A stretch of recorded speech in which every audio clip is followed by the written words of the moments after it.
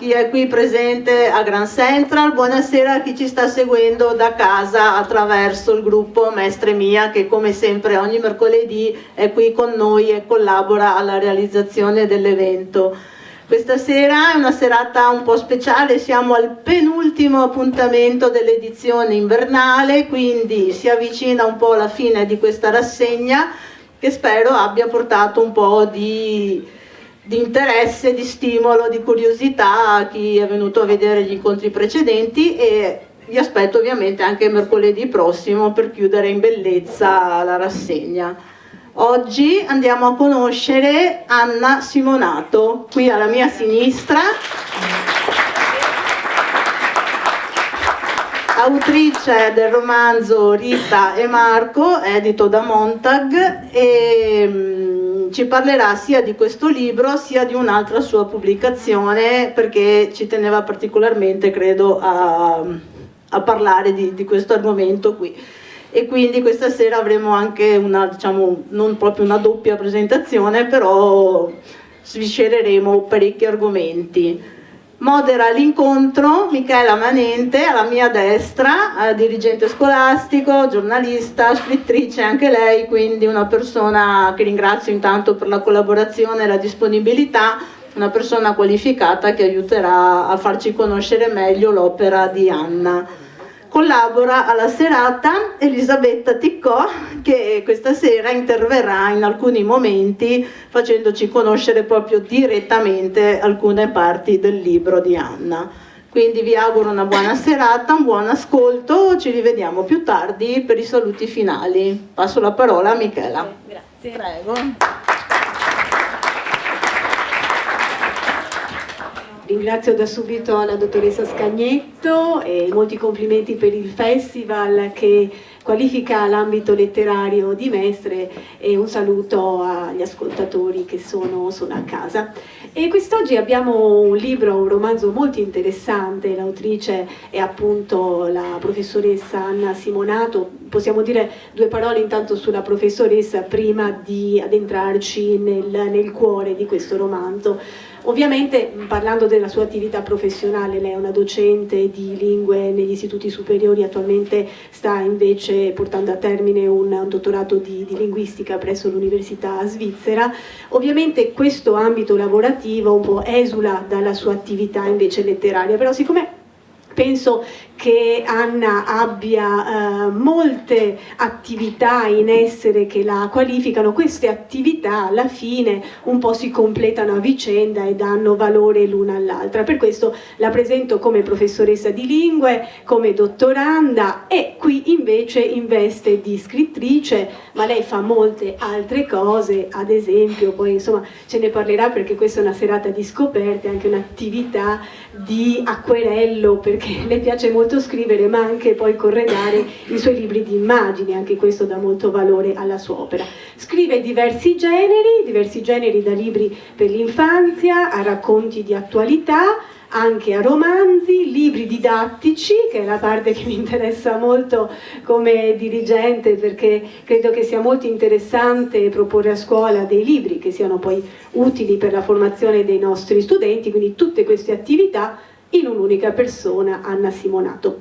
Questa sera abbiamo anche la professoressa Ticcò, anche lei docente di lettere, ma soprattutto la voglio presentare come esperta in drama and education, che è una metodologia didattica che è nata negli ambienti anglosassoni appunto per l'inclusione e l'integrazione.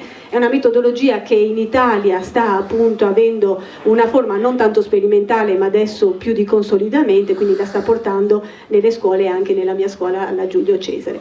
Abbiamo pensato alla professoressa Ticcò perché vogliamo che la letteratura non sia solo raccontata, come cercheremo di fare, ma anche fruita. Quindi i libri vanno assolutamente letti, bisogna parlare di libri, ma poi bisogna anche prenderli e leggerli. Ci sono tante modalità oggi attraverso cui possiamo leggere un libro, anche la forma digitale, e Anna si è cimentata anche negli ebook, ma in questo caso si tratta di un libro in formato fisico, quindi cartaceo, che potete acquistare in tutte le piattaforme, perché ho visto che si trova un po' in tutte le maggiori piattaforme online, quindi facilmente acquistabile. E come organizzeremo la serata? Avremo appunto degli spunti, come dei capitoli, I capitoli del libro sono 10, i nostri più o meno 10, quindi attraverso la presentazione di alcuni punti salienti del romanzo che vanno a toccare la parte della trama, vanno a toccare la parte dello stile, vanno a toccare la parte invece degli elementi narratologici del libro, la lettura di passi correlati e poi bisogna lasciare il posto e la parola ad Anna Simonato perché è lei che ci deve raccontare al meglio il suo romanzo. E quindi il romanzo che presentiamo questa sera è Rita e Marco, Montag Edizioni del 2021, poi chiederò ad Anna come è nato questo progetto, quindi non voglio anticiparvi questo punto. E il primo elemento, diciamo, importante del romanzo è quello dei protagonisti, che sono detti svelati fin dal titolo, perché Rita e Marco sono i due protagonisti del romanzo. Inizialmente non sapevo come inquadrarlo, se fosse un racconto lungo o un romanzo, ma è decisamente un romanzo per la struttura, appunto per lo sviluppo dei personaggi, per la costruzione del testo, quindi si tratta di romanzo. Del resto c'è scritto anche in copertina e quindi il dubbio non c'era, però mi sono posta, probabilmente era nato come poi si è sviluppato, poi lo chiederemo ad Anna.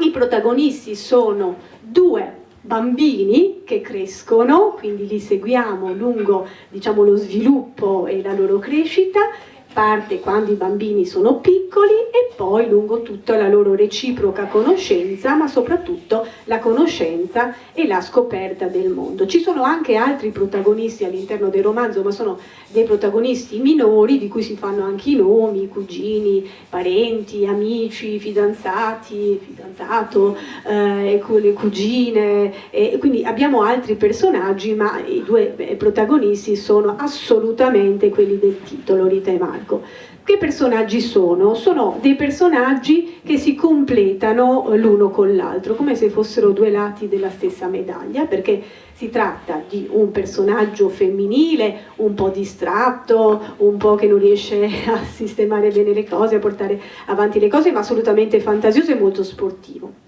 Mentre l'altro personaggio maschile è molto più preciso, però assolutamente antisportivo, e quindi uno insegna all'altro come se si completassero queste due figure. Quindi in realtà possiamo dire che i due personaggi sono un unico personaggio, perché nelle loro diversità tendono a ritrovarsi, a completarsi l'uno nell'altro, a portare avanti la loro vita in modo che uno sia di compendio, di sostegno, di completamento nell'altro, come può avvenire in una coppia. Ecco, in questo caso è una coppia di parenti, perché si tratta di due cugini. Ecco, Rita e Marco, lo diciamo subito, sono due cugini. Quindi il primo punto importante su cui volevo portare l'attenzione in questo romanzo di Anna sono i protagonisti, e direi di conoscerli subito attraverso la lettura di Elisabetta.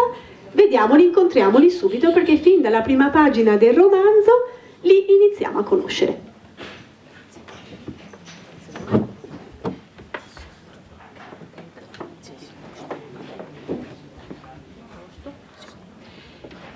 Feci la conoscenza di Marco alla tenera età di 4 anni e mezzo. Mi chiedevo per quale ragione la sua esistenza fosse tanto necessaria per mia cugina Raffaella, sua madre. In fondo, se sentiva la necessità di un bambino, aveva già me, che pur non essendo figlia sua, potevo comunque dedicarle diverso tempo. Invece aveva preferito una gravidanza condizione dalle manifestazioni inaccettabili ai miei occhi di bambina: farsi crescere a dismisura il ventre, barattare sul bel paio di gambe snelle con 2 gonfi babà, cedere immancabilmente ad irrefrenabili voglie e recarsi con urgenza al bagno per espletare spiacevoli necessità. Non era stato un affare, mi dicevo. Mi ricredetti soltanto di lì a 9 mesi, quando fece la sua comparsa lui. Capelli biondi e ricci, insoliti occhi verdastri, inspiegabili macchie rosse sulle cosce, Marco era il bambino meno agile che avessi conosciuto, sebbene all'inizio gli concessi il beneficio di mettere in dubbio quello che forse era un giudizio troppo duro nei suoi confronti. Fu quando la differenza d'età tra noi smise di rappresentare uno svantaggio per lui che la mia constatazione si dimostrò inconfutabile. Tentai di addestrarlo al gioco della pallavolo, per cui avevo una particolare inclinazione, ottenendo mio malgrado scarsi risultati. Non appena Marco sfiorava la palla, questa finiva immancabilmente nel giardino del mansueto zio Lalo, il che, ce l'avrebbero confessato soltanto diversi anni dopo, avrebbe potuto mettere a repentaglio l'esistenza dell'intero vicinato, dato il passatempo ufficialmente segreto cui era solito dedicarsi il nostro parente, il disinnesco di ordigni bellici risalenti al primo conflitto mondiale. E questo risultato era da ritenersi comunque soddisfacente per Marco, considerato che le prime volte un enorme vaso di orchidee in fiore era malauguratamente finito nella traiettoria di uno dei suoi lanci assassini, destinandolo ad una settimana intera di castighi. Tardammo ben poco a scoprire che nemmeno l'arrampicata faceva il caso suo. Quando sentivo la necessità di alienarmi dal mondo, lo invitavo ad imitarmi nella scalata della frondosa magnolia del mio giardino. 1, 2, 5 passi sui rami giusti ed eccomi spuntare tra foglie e fiori bianchi ad oltre 6 metri da terra, tanto da poter estendere lo sguardo fino all'imbocco della via che conduceva alle nostre case. Una parte di me avrebbe voluto sinceramente che Marco mi accompagnasse in una delle mie scalate pindariche, ma con un pizzico di sadica soddisfazione appuravo che lui se ne restava sempre a terra, il naso rivolto all'insù, aspettando che scendessi alla ricerca di un altro possibile campo in cui testare le mie potenziali attitudini. In quei frangenti lo fissavo dall'alto con attenzione. Le smorfie del volto tradivano il climax delle sue più intime sensazioni. Leggevo la sua incontenibile rabbia nelle macelle serrate, ne smascheravo l'impazienza nelle gote rigonfie e percepivo l'inconsolabile tristezza del suo sguardo, l'abbassarsi del capo mi trasmetteva una struggente autocommiserazione. Quando ero certa che il mio adorato cuginetto avesse raggiunto anche questo quarto stadio emozionale, mi decidevo a scendere lentamente, forse per quel sapore di vendetta che piace tanto ai bambini morti di gelosia verso altri bimbi, più piccoli di loro e quindi in diritto di maggiori attenzioni da parte dei grandi. Sì. Allora, buonasera a tutti, ringrazio Michele, Elisabetta, Silvia e l'associazione Mestre Mia e saluto anche gli amici a casa. Allora, questo è appunto un primo brano in cui conosciamo i protagonisti, Rita e Marco, come diceva Michela, due amici, due cugini che fin dalla tenera età si conoscono e portano avanti un rapporto di amicizia che si interromperà poi ad un certo punto della loro vita in maniera piuttosto inaspettata per ricominciare poi altrettanto inaspettatamente. Come diceva Michela, si può parlare di un unico personaggio in quanto Rita ha determinate caratteristiche che sono quelle di essere piuttosto sportiva ma allo stesso tempo maldestra, tanto che si caccia in problemi che poi non riesce a risolvere se non con l'aiuto di Marco, e Marco d'altro canto è piuttosto goffo, impacciato, tanto che Rita quasi ci gode nel vedere che soffre nell'eseguire qualsiasi tipo di sport, però allo stesso tempo aiuterà Rita in delle situazioni che altrimenti non sarebbe in grado di affrontare da sola. E ridò la parola a Michela. Quindi abbiamo conosciuto i due protagonisti. L'altro tema da introdurre è quello dei ricordi di infanzia. Quindi a raccontare il romanzo è la voce di uno dei protagonisti di Rita, appunto, che ricorda lungo il romanzo i giochi che faceva con il suo cugino. E sono giochi che forse accomunano anche la nostra infanzia, perché non c'è nulla di tecnologico, c'è la televisione, va bene, guardavano le videocassette dei cartoni, sono molti giochi all'aperto, poi anche al chiuso, visto che quelli all'aperto non avevano molto successo per Marco, che non avendo questa propensione atletica preferiva dei giochi diciamo più da salotto. Però questa parte dei ricordi è molto piacevole, perché in ognuno di noi è sedimentato un ricordo di quando era piccolo, cosa faceva, come passava il tempo, quindi davvero muove ricordi per noi molto piacevoli, e anche condivisibili, visto anche la nostra età, ma visto che noi non apparteniamo alla generazione dei millennial, almeno qui non ne vedo, e non abbiamo avuto la possibilità di fare altre tipologie di giochi che non sono appunto quelli che ci permettevano di stare assieme, di condividere molto, nulla di tecnologico, insomma. Questa parte del romanzo la trovo particolarmente interessante perché si sviluppa per tutta la prima parte, quindi c'è una successione cronologica, si parte da quando i due protagonisti erano piccoli e poi faranno altre avventure che vedremo successivamente. E allora possiamo ascoltare l'estratto da questo tema. Come tutti i bambini, io e Marco pendevamo letteralmente dalle parole dei nostri paladini animati. Ne imparavamo a memoria le frasi sfidandoci in duelli teatrali all'ultima battuta. Credo che un giorno il nostro maniacale fervore ci abbia persino portati ad abbassare il volume per alcuni istanti allo scopo di sostituirci a turno alla voce dei personaggi per rialzarlo poi all'improvviso e verificare fino a che punto ne avessimo memorizzato le parole. Walt Disney sarebbe stato fiero di noi.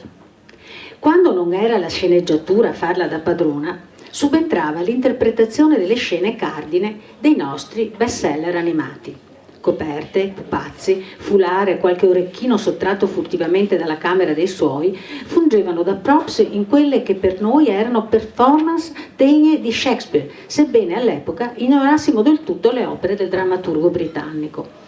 Quella demenziale visione reiterata di film animati doveva infonderci un senso di sicurezza impagabile. Il meglio delle nostre interpretazioni lo davamo per ricreare il duello di magia tra Mago Merlino e Maga Magò, tratto dalla Spada nella roccia, per quanto a volte questa scena avesse messo a repentaglio la nostra incolumità.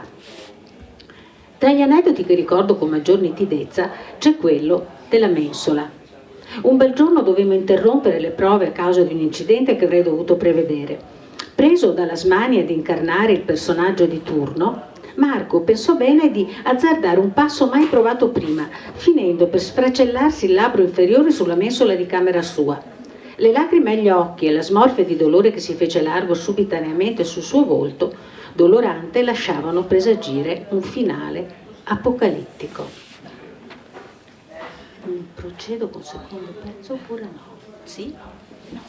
Quello Grazie. del Bildungsroman? No, quello il punto 3 no. Dell'allontanamento e poi del ritorno.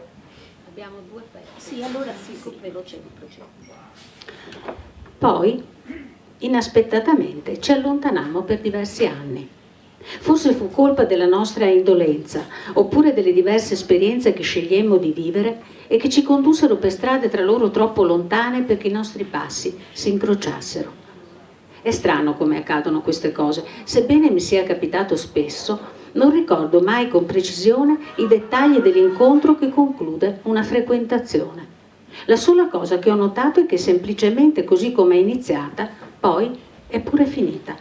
All'improvviso quella che fino al giorno prima era stata per noi una presenza insostituibile viene meno, generando un vuoto dalla sofferenza tanto sopportabile che quasi non ce ne accorgiamo e che quindi non genera in noi l'urgenza di trovare una ragione alla metamorfosi emozionale che ci investe.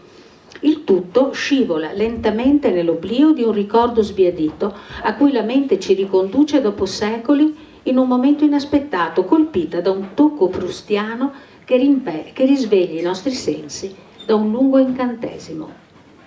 Con Marco capitò proprio questo. Sparimmo l'uno per l'altra per diversi anni, senza cercare una spiegazione, finché un banale pretesto ci riavvicinò, invitandoci dapprima a riaprire la porta dei nostri ricordi di infanzia e poi a spalancare un portone che dava sul mondo, al di là, molto al di là dei nativi orti e dei giardini, oltre le nostre sicure mura domestiche. Fu l'inizio inatteso di una nuova serie di avventure da adulti. Ma questa è un'altra storia.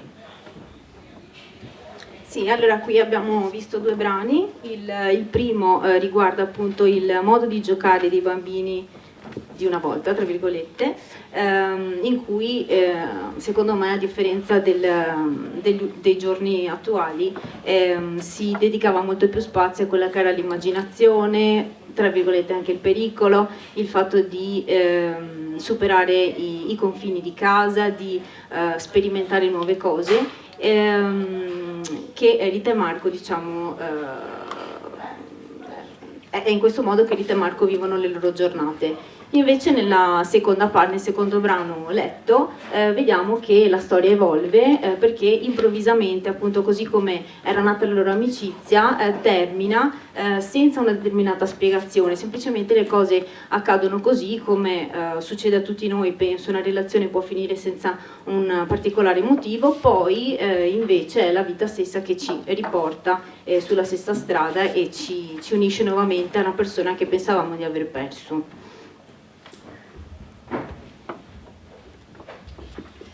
Quindi i due protagonisti si perdono di vista inizialmente, finisce il momento dell'infanzia, questa infanzia fatta di giochi, di sogni, e poi, come può accadere, ci si perde di vista, ma la seconda parte del romanzo vede un avvicinamento di questi due protagonisti. Quindi questo ci porta a considerare il fatto che ci troviamo di fronte a un romanzo che, vedendo la crescita non solo fisica, ma la crescita sentimentale, degli affetti, morale, delle esperienze, e poi vedremo quali esperienze i due protagonisti decideranno di affrontare assieme, ci troviamo di fronte a un romanzo di formazione. Ecco, e questo è il punto più importante, cioè seguiamo il loro evolversi, il loro sviluppo dall'età infantile all'età, diciamo, dell'essere adulto, e con tutte le responsabilità che questo comporta, con un periodo in cui non c'è stata frequentazione, ma appunto perché si tratta di in realtà di un'unica persona, un compendio, una vicinanza affettiva. Non poteva interrompersi questo rapporto e viene successivamente ripreso. Il romanzo dunque è un vidus roman perché ci presenta un evolversi di un personaggio e con questo noi vediamo la sua, appunto, formazione, il suo raggiungere l'età adulta.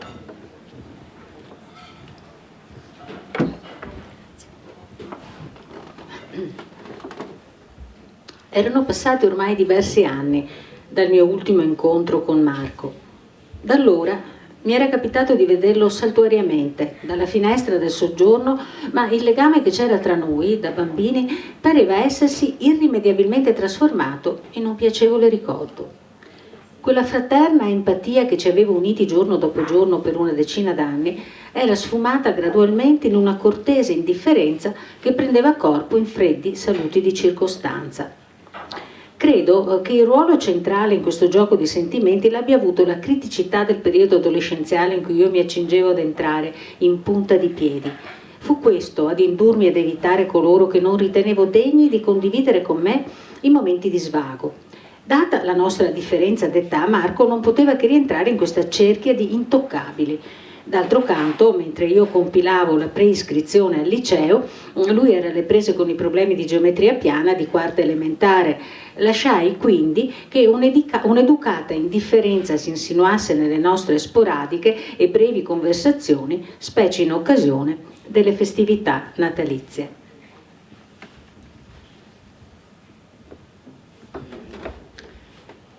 A mettere fine alla naturale troncatura della nostra amicizia infantile fu qualche anno più tardi una canzone. Sparata a tutto volume dalla finestra di Marco, una malinconica Céline Dion cantava l'amore disperato di Kate per Leonardo, sul punto di morire assiderato tra le braccia dell'amata. Il frastuono di quella melodia melensa mi ricordò che si stavano per svolgere le celebrazioni per la laurea di Marco. Decisi allora di comprargli un regalo. Una guida avrebbe fatto senz'altro il caso suo, che si trattasse della Sicilia o di un'altra destinazione, sapevo che lui l'avrebbe gradito ugualmente, data la passione per i viaggi che aveva fatto negli ultimi tempi. E così, un soleggiato pomeriggio di settembre, lo chiamai dal cortile. «Scendo subito, Rita?» Ecco qui, piccolo Marco, complimenti, è un traguardo importante, ho pensato a un regalo in vista del tuo prossimo viaggio. Grazie di cuore, fece lui col suo consueto tono educato. E tu come stai? È passato un bel po' di tempo da quando... I miei singhiozzi lo costrinsero a lasciare la frase in sospeso. Stupito mi chiese il motivo di cotanta disperazione. Paonazza in volto, mi tolsi maldestramente gli occhiali per asciugarli con il bordo della maglietta nel tentativo inutile di ricompormi. Il fatto è che, vedi, io, insomma, l'ho lasciato. Ah, mi dispiace, ma sono sicuro che se hai preso questa decisione dopo tanto tempo sarà il frutto di una scelta ragionata e quindi poi starai senz'altro meglio, perché al vedere che le sue parole non facevano che intensificare il mio struggimento, abbandonò la tattica della consolazione. Senti, che ne dici di passare il fine settimana nella mia casa in montagna questo weekend? Ti andrebbe? Il suo cambio di strategia distese i lineamenti del mio volto in un lampo. Partimmo quello stesso fine settimana, inaugurando la prima di una serie di avventure in cui ritrovammo l'inspiegabile complicità che avevamo lasciato ammuffire tanto a lungo. Sì, allora qui vediamo nella prima parte la descrizione di quella che è stata la spaccatura, la rottura del rapporto fra i due, quasi inaspettata, e poi invece nella seconda parte il ritrovamento altrettanto inaspettato e l'unione dei due che ritrova Rita in un momento di difficoltà.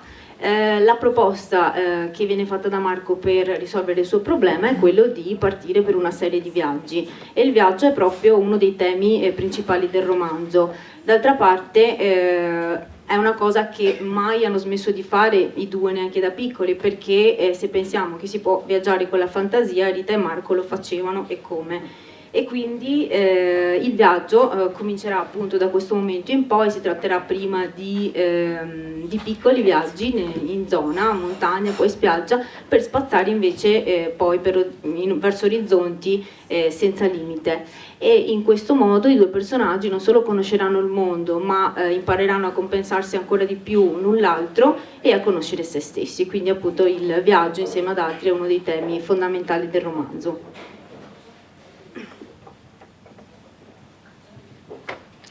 E da un punto di vista retorico il libro affronta le avventure dei due personaggi con molta ironia.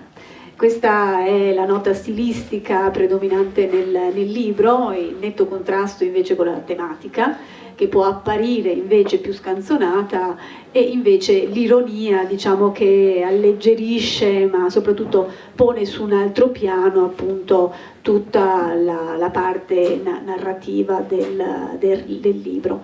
C'è molta ironia nella scrittura, come c'è molta autoironia da parte della protagonista che racconta la storia.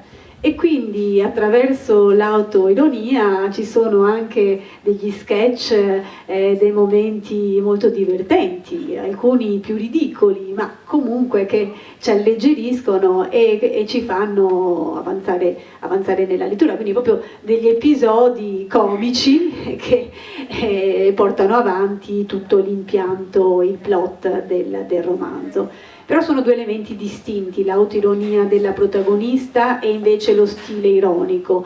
Entrambi esistono, è maggiore l'autoironia della protagonista, perché invece nelle parti dove non assistiamo a questi episodi comici il tratto stilistico è molto preciso, dettagliato, estremamente indicante la situazione precisa, densissimo di aggettivi, con una struttura paratattica evidente, e questo contrasto invece è molto funzionale ed è assolutamente voluto, quindi è brava l'autrice, nulla è casuale in scrittura, e quindi ha pensato da un lato all'autoironia e l'ironia dello stile e invece una precisione lessicale e retorica.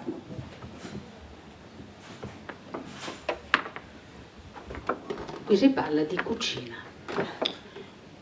Insomma, mi chiedevo se animale a parte le uova hanno caratteristiche organolettiche diverse. Mi spiego meglio e lasciami finire. Tu le prendi, e fin qui va bene, le immergi in una pentola con dell'acqua fredda fino a coprirle completamente. Sempre meglio. Poi accendi il fuoco e aspetti. Impari velocemente, Rita, e io l'ho fatto. Mi riempi d'orgoglio, solo che poi uno si aspetta dei cambiamenti e qui subentra la mia osservazione sulle possibili differenze tra uova e uova di cui ti dicevo. Quelle organolettiche? Bravo. Perché? Perché una volta messe sul fuoco, uno appunto, aspetta, esattamente, tu hai aspettato, no? Con impazienza, e poi sono ancora nella fase di attesa perché il primo esperimento è fallito e mi chiami per sapere quando dovrebbe finire l'attesa. 8 minuti, Rita, esattamente quelli che sta aspettando il mio preziosissimo nuovo cliente. Ti spiacerebbe arrivare al sodo? Proprio di questo si tratta. Tu, dai, dillo, che ho davvero un minuto ormai. Ok, ma prometti di non dirlo a nessuno, ti prego. Mi sa che è una cosa che dovrei sapere. Promesso, spara. Insomma, per te esistono uova che non diventano sode? Lo sapevo che non avresti capito, lo vedi? Toglimi una curiosità, il conteggio degli 8 minuti lo fai scattare da quando l'acqua inizia a bollire, non è vero? Non è vero?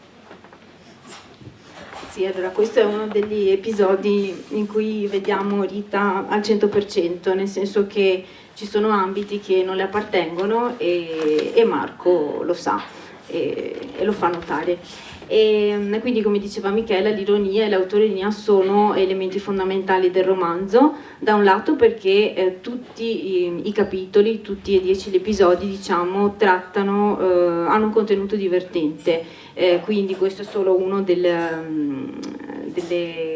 gaffe che fa Rita, però ce ne sono anche altre, come il fatto di perdere la carta d'imbarco o di cercare la porta del bagno e finire all'interno dell'armadio e altre cose. Però l'ironia è insita anche nel contrasto tra quella che è la forma e il contenuto, soprattutto nei primi 2 episodi, che sono quelli che descrivono Rita e Marco da piccoli, in quanto il linguaggio è volutamente complesso, molto preciso, ricco di subordinate, proprio per creare un contrasto ironico tra la forma complessa e il contenuto piuttosto semplice e immediato. Questo è un po' lo scopo dell'ironia, oltre al messaggio di tentare di prendere la vita con leggerezza, ridere su a tutto, soprattutto ai propri limiti, e nel caso di Rita è il caso.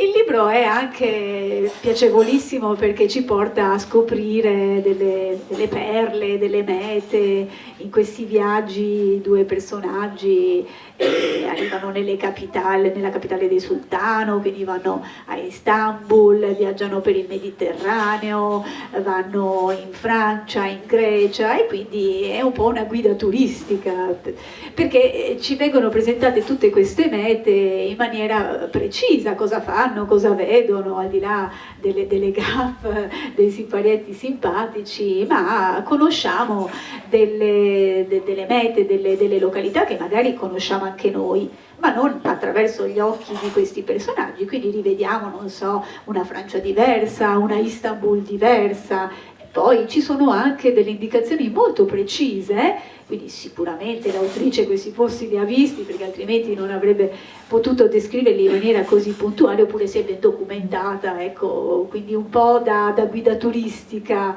ed è piacevole scoprire l'Europa soprattutto e il mondo attraverso gli occhi di Rita e Marco.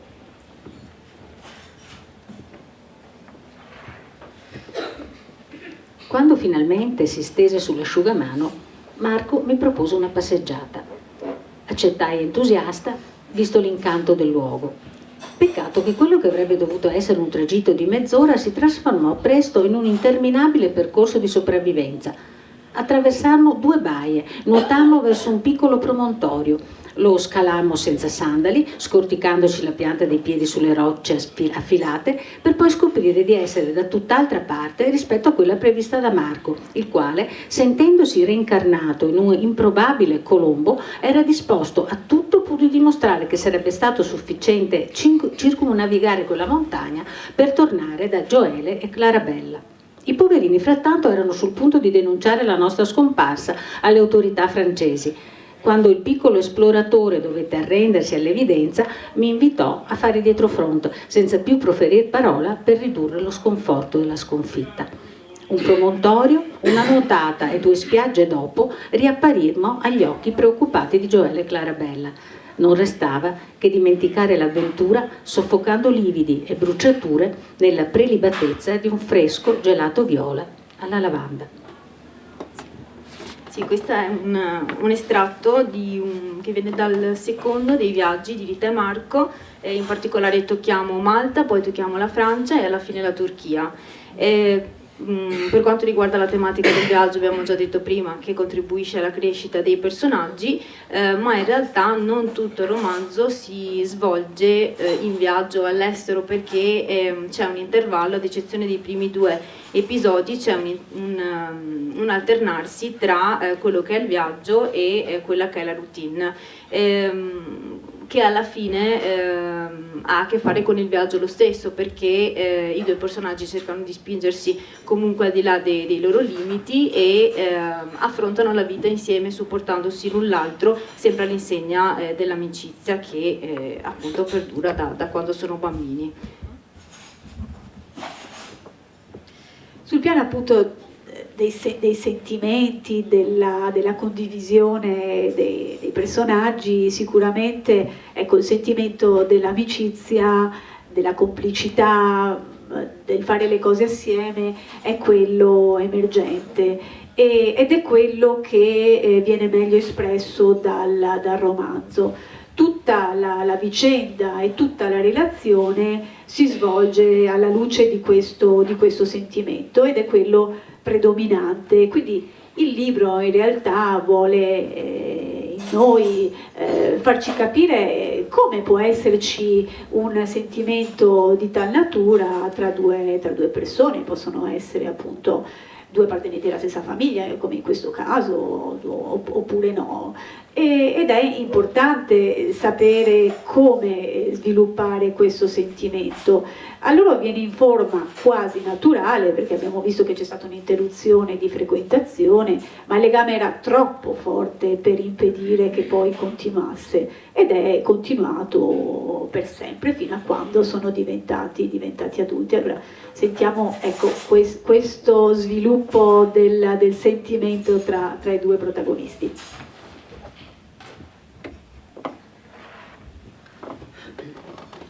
L'indomani mattina preparammo le valigie per tornare a casa e quando venne il momento di salutarsi Marco mi confessò: è proprio bello staccare un po' la spina e darsi alla bella vita e un paio di risate contagiose, non trovi, Rita? Puoi dirlo forte, chi l'avrebbe mai detto che la nostra amicizia sarebbe durata anche una volta diventati grandi? Già, credo che ogni relazione sia il frutto di una volontà che viene da entrambe le parti, nonostante il passare del tempo. Hai ragione, posso dirti una cosa, Marco? Cosa? Io non credo di essere diventata del tutto grande, nemmeno io. Forse è per questo che insieme ci divertiamo come 2 bambini. Forse. Sì, così si chiude il romanzo e secondo me questo è un messaggio importante da tenere presente, cioè il fatto che non bisogna mai smettere di giocare anche se l'età avanza, perché comunque è un modo di affrontare la vita, rende la vita più facile, diciamo, il fatto di divertirsi, di condividere i momenti con le persone che ci stanno vicine e continuando sempre a giocare. In effetti Rita e Marco sono cresciuti, ma non del tutto da questo punto di vista. È come dire che la loro relazione è rimasta pura, non infantile, ma pura, sognatrice. E questo è l'importante. Non sono bambini, sono adulti, ma che nella loro relazione hanno ancora il gioco come modalità di approccio. Volevo chiedere ad Anna, la prima domanda riguarda la genesi del romanzo. E poi anche volevo sapere, Anna, se avevi in cantiere altri progetti letterari. Sì. Allora, il romanzo non è stato creato tutto nello stesso momento, ma è il frutto, è la creazione di diversi racconti scritti in momenti differenti.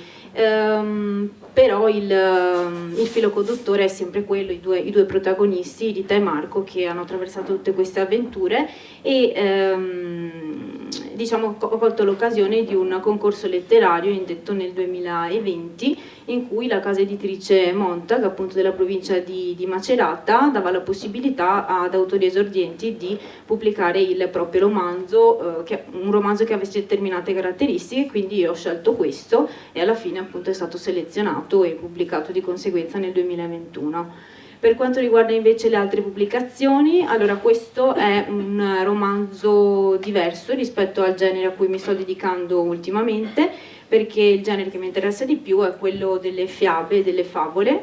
Infatti a fine anno è prevista la pubblicazione di un racconto illustrato. La tematica è quella dell'ecologia e i personaggi non sono umani ma altre creature che non sto a svelare adesso. E poi vabbè, ci sono anche altri progetti in cantiere, in particolare un altro romanzo che affonda le radici nel mio territorio e nella mia cultura e che mi sta richiedendo diverso tempo, ma mi sta anche dando diversa gioia. Mi piace e mi diverto proprio a scriverlo, come mi sono divertita a scrivere Rita e Marco. E hai scritto anche... Ah sì, se volete...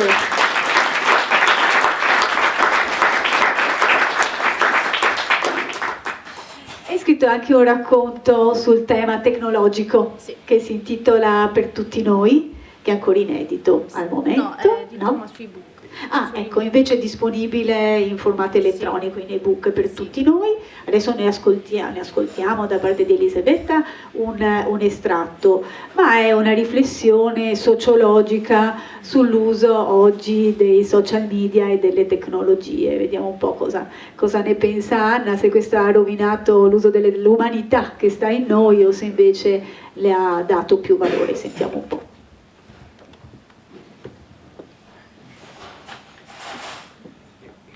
Non c'è che un modo per non farsi schiacciare dalla nostalgia di un passato offline o dalla dipendenza da un oggi tecnologico. Fare spazio ai nostri figli sul dorso del drago e governarlo insieme a loro col buon senso, talvolta puntando dritto verso una nuova isola del progresso o atterrando su una terra appena conosciuta per esplorarla meglio, talvolta facendo una capatina nei lidi del passato dove internet ancora non esisteva. Così facendo, genitori e figli potremo esplorare insieme passato e presente, potendo contare gli uni sulla propria inclinazione alla lentezza e all'arte dell'arrangiarsi come si può, gli altri sulla propria inspiegabile disinvoltura nell'uso delle nuove tecnologie, così che questa avventura che chiamiamo vita non abbia mai un sapore solo.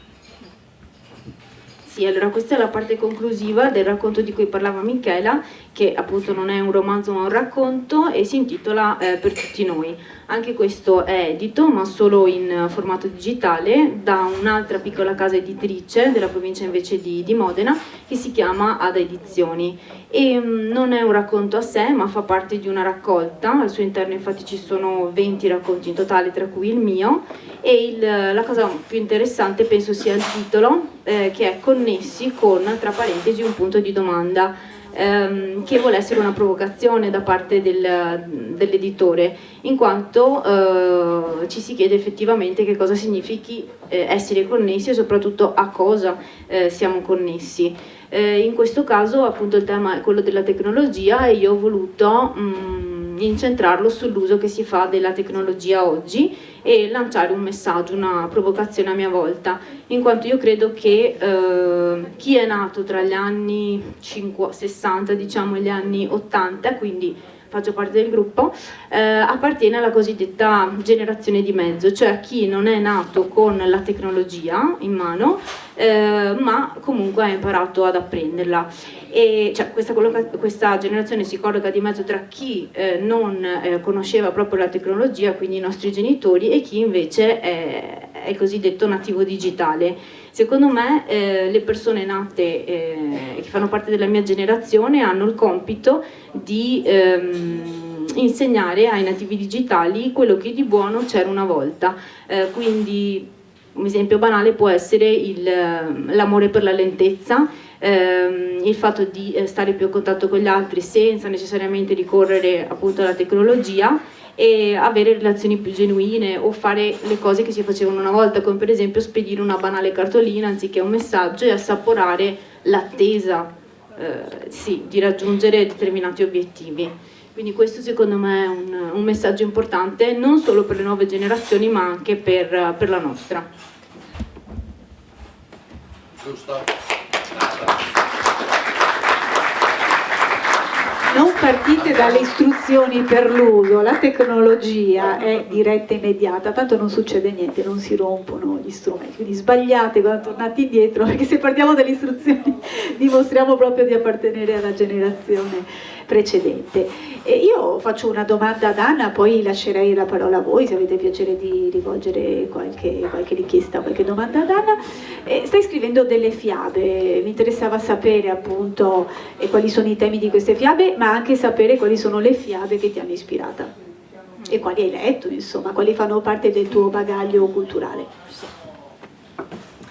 Allora, tra le tematiche che mi interessano di più, sicuramente l'ecologia, abbiamo già detto, appunto è il tema centrale della fiaba che verrà pubblicata a fine anno, però mi interessa tantissimo anche l'intercultura, quindi l'incontro tra culture diverse come arricchimento. E un altro tema che mi interessa molto è quello del rispetto nei confronti degli anziani e della diversità in generale, perché credo che gli anziani, questo si ricollega un po' a quello che ho detto a proposito di per tutti noi, gli anziani siano una fonte di conoscenza di cui vale la pena conoscere, che non si può dimenticare, ecco.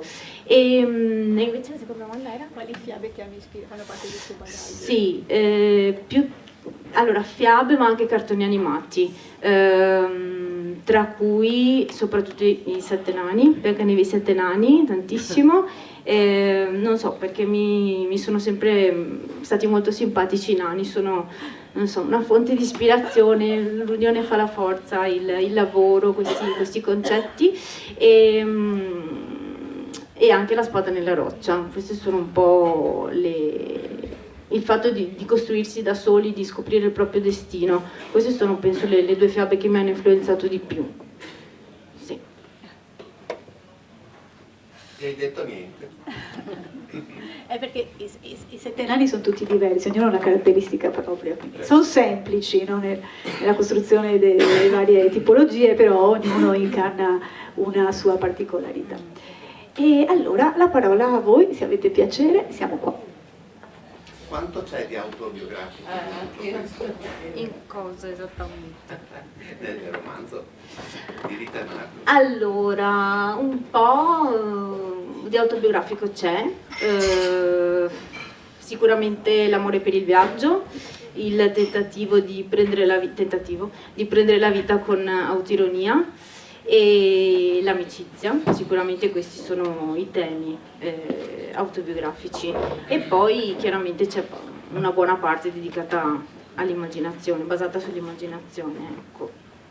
Grazie.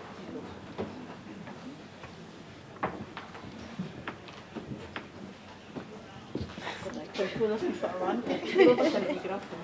No dai, credo che la sentiamo anche da qui, Possiamo ripeterla? eventualmente. La sì. ripetiamo per gli ascoltatori da casa. Il romanzo autobiografico sicuramente è stato significativamente paragonato a un Bildungsroman, quindi avvicinato a romanzi celebri di Goethe e di Foscolo.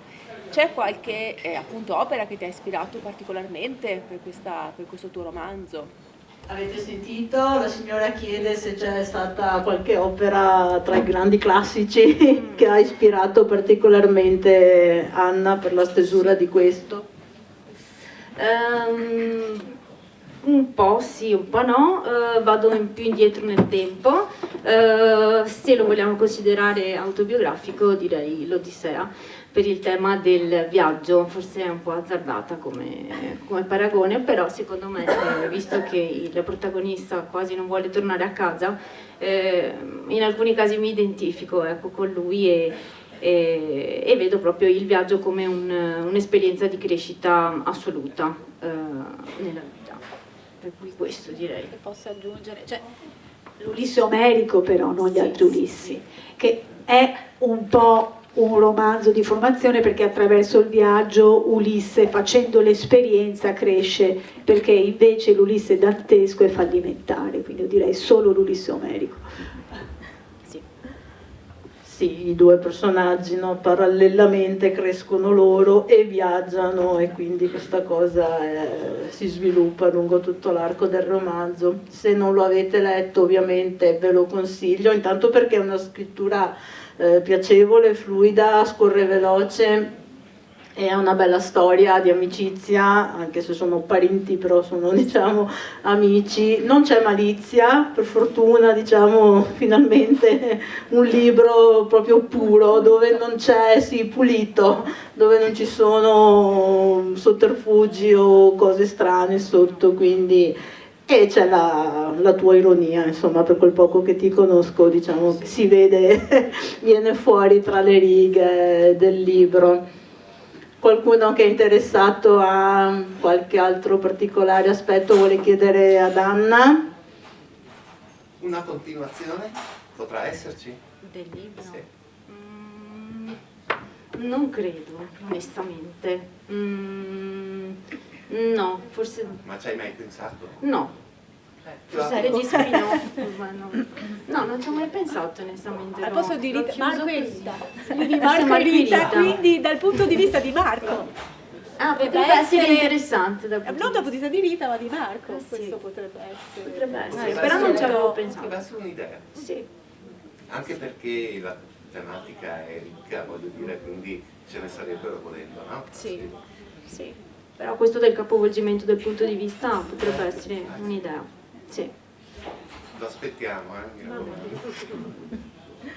In ultima fila c'era Matteo che voleva chiederti qualcosa. Matteo, tra l'altro, è l'artefice di questa serata alla fine, perché è quello che mi ha presentato Anna e sì, diciamolo, perché qui c'è un'interconnessione di contatti, Allora no, non mi prendo meriti che non ho, il merito beh. di Silvia, del festival che organizza, Grazie. ci mancherebbe anche, no, non voglio mettere sul palcoscenico. No, la domanda è molto semplice, in realtà è già stata anticipata dal signore in prima fila, che era quella che bruciava dentro, può bruciare dentro a chiunque legga questo libro, cioè appunto quanta Anna c'è dentro questa Rita e ovviamente anche dentro gli altri personaggi, ma ovviamente una domanda è già stata fatta. Resta una grande curiosità, a me ha finito il libro è rimasta questa grande curiosità di dire ma questa amicizia non è che in realtà sotto sotto aveva veramente qualcosa di più che non viene espresso. Adesso Silvia ha parlato di malizia, però è una cosa che sotto il libro resta, a me è rimasta sempre comunque sospesa, sarò malizioso io, non lo so, però è rimasta un po' sempre così sospesa fino alla fine, tanto che quando il libro è finito mi sono ancora chiesto ma queste due anime così affini, così chiamiamole gemelle o comunque che si chiamavano così fortemente, realmente erano solo amici? Realmente questa è la grande domanda, la grande curiosità che mi è rimasta nel libro. E poi la seconda domanda la faccio in sequenza, così dopo darai una risposta unica che è molto semplice in realtà, che è questa, cioè oggi, cioè il libro adesso ha un po' di mesi, è stato pubblicato, adesso non ho memoria, comunque sono passati sicuramente un po' di mesi alla sua pubblicazione. La domanda è, oggi l'autrice lo scriverebbe allo stesso modo o cambierebbe qualcosa di questa storia, di questo romanzo? Sì, allora non c'è assolutamente malizia, è un'amicizia al 100%, anzi volevo sottolineare il fatto che esiste l'amicizia, a parte il fatto che sono due cugini protagonisti, ma esiste l'amicizia secondo me tra uomo e donna, quindi non c'è assolutamente malizia. E lo scriverei in maniera diversa, sì. Sì, l'ho riletto anche ultimamente per questa presentazione e penso che userei forse vabbè, con il senno di poi, siccome ha 2 anni ormai e io sono cambiata, penso che lo scriverei in maniera forse più semplice e dedicherei in maniera più fluida, costruirei darei una struttura più fluida e dedicherei più spazio al dialogo, in modo tale da far conoscere in maniera più chiara i personaggi. Questo sì, ma penso che un autore riscriverebbe il suo libro da capo tante volte, tanto che alla fine bisogna chiudere, secondo me. Ti faccio io una domanda, visto gli anni in cui è stato pensato e scritto, pubblicato, che erano anche gli anni della pandemia cosiddetta per noi, volevo chiederti quanto ha influito sta cosa, avere più tempo libero, o ti ha aiutato in qualche modo a scrivere o no, in qualche modo ha avuto il suo peso sulla scrittura? Bella domanda. No, perché viene fuori più o meno ad ogni incontro. Il fatto della pandemia, come si è gestita la pandemia a tempo libero? Perché questo festival nasce, no, sulla fine della pandemia, proprio per dare la possibilità a molti autori che non erano riusciti a presentare le loro opere di poterlo finalmente fare, perché tante pubblicazioni erano state anche proprio fermate dalle case editrici perché ritenevano non valesse la pena nemmeno di pubblicare il libro finché non ci fossero stati tempi migliori.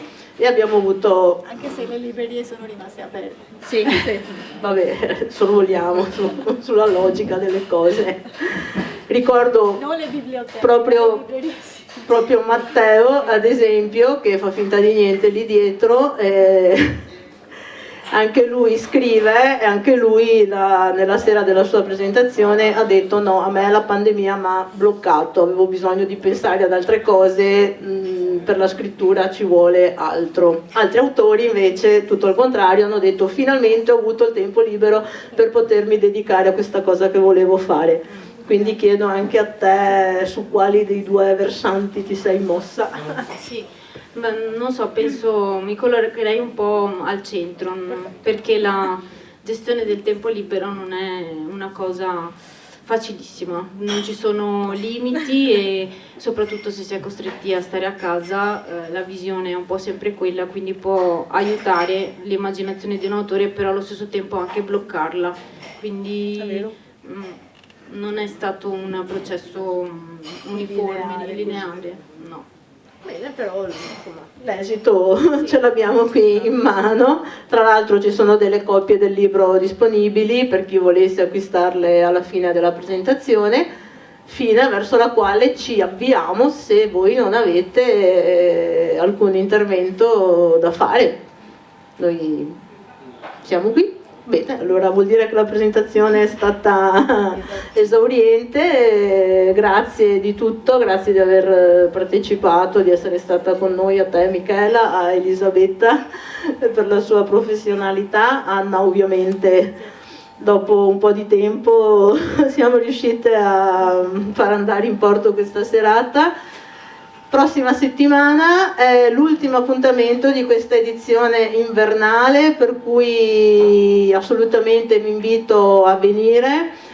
Cambiamo totalmente genere, parleremo di un fatto storico realmente avvenuto, parleremo della crociera aerea del decennale nel 1933, la prima trasvolata atlantica, ma non del successo di tutta questa storia, ma di chi ha, aiutato da dietro le quinte, tutte quelle persone per mare, per terra, per aria che hanno fatto in modo che potesse effettivamente avvenire questa trasvolata, cioè tutte le persone che hanno collaborato, e io lo sto leggendo adesso, è veramente pazzesco venire a conoscenza di determinati particolari che non sono quelli che poi leggi sulla notizia sul giornale magari, ma sono quelli che grazie alla ricostruzione di un archivio fotografico sono riusciti a ricostruire anche questi fatti non conosciuti ai più. quindi vi aspetto mercoledì per questo gran finale. Tra l'altro avremo delle videoproiezioni che ci aiuteranno a capire meglio la storia. Anna, ti ringrazio ancora della serata e vi do appuntamento a mercoledì. Grazie per essere stati con noi. Prego.